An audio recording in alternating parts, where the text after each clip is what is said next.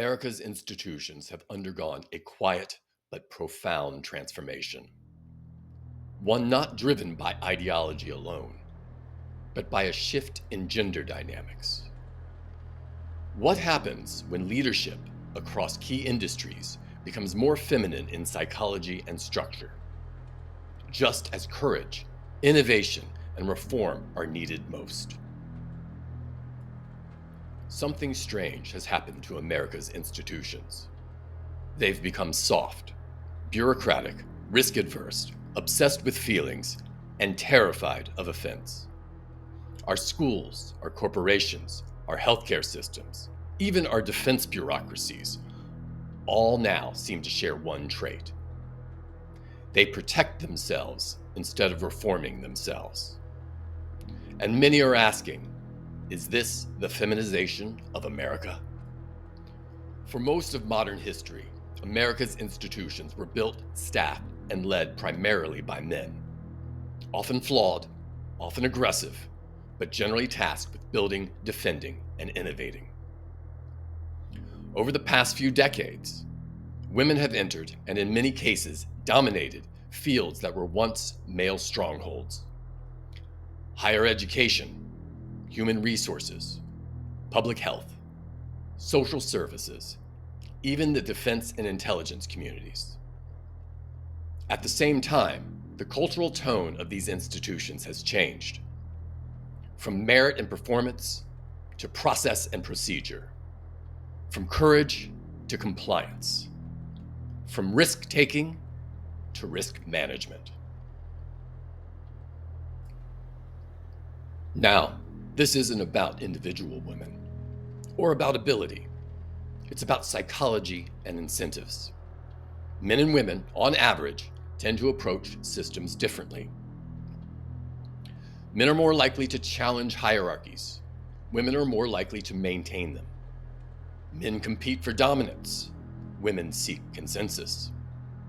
That instinct to preserve stability and social harmony can be valuable. But when corruption and rot set in, when innovation is punished and mediocrity rewarded, preserving the system isn't virtue, it's decline. At a time when our institutions desperately need reform, the instinct to not rock the boat becomes fatal. The baby boomers have passed down broken systems, but they benefited from them. They had no incentive to change what made them wealthy and powerful.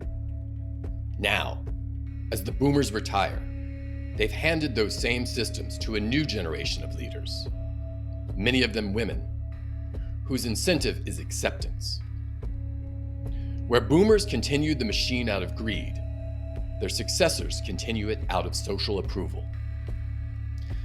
And that approval now comes from groupthink, virtue signaling, and never questioning the bureaucracy itself. Side note, in 1934, anthropologist J.D. Unwin published Sex and Culture after studying 80 civilizations across 5,000 years. He found a consistent pattern. When societies loosened sexual morality, when restraint and responsibility gave way to indulgence, the culture's creative and civilizational energy collapsed within 3 generations. Third and fourth wave feminism is the acceleration of that process. What began as a movement for equal opportunity and dignity has, in many corners, devolved into parody, promoting promiscuity, consumerism, and self-worship disguised as empowerment. The boss babe culture doesn't build civilization.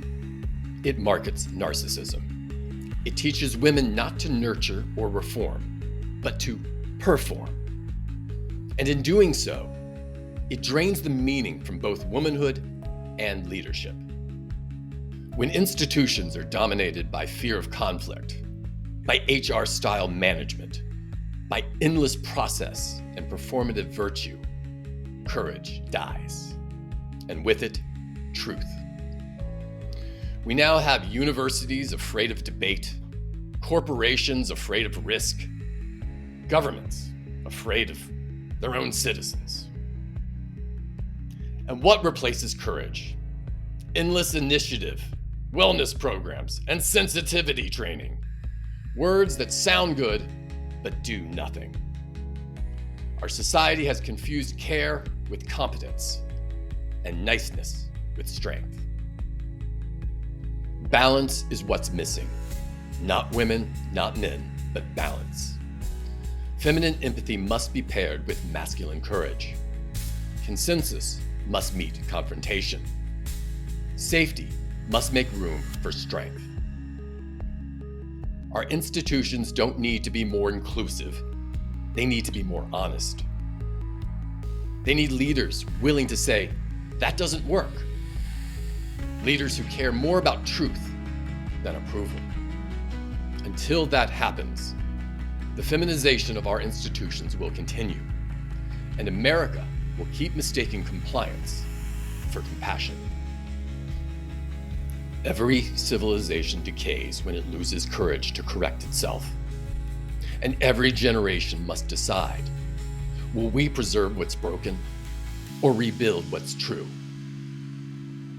The choice is ours. Join the consciousness revolution.